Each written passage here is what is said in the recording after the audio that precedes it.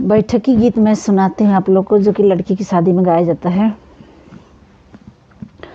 बजवा ले ले बजनिया हो भैया, डोलिया ले ले कहाँ, छतवा ले ले कवन हो भैया, बहिना संगे हो जा।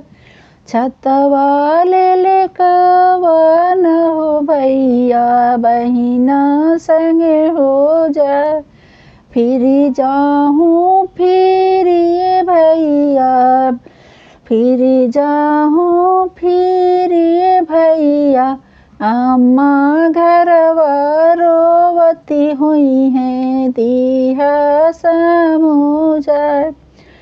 कैसे के फिरी जाहूँ फिरी बहिना, लोगवा देखी है कहीं है, बिन बहिना के भैया अकेले घरवा जा।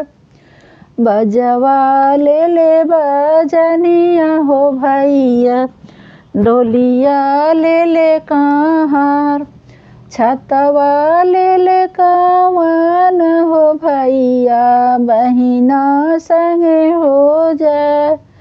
फिर जाहूँ फिर भैया, दीदी घरवा रोवती हुई है, दिया समूझा। फिर जाहूँ फिर भैया, भाभी घरवा रोवती हुई है, दिया समूझा। कैसे के फिरी जाहूँ फिरी बहिना, लोगवा देखी है कहीं है, बिनु बहिना के भैया के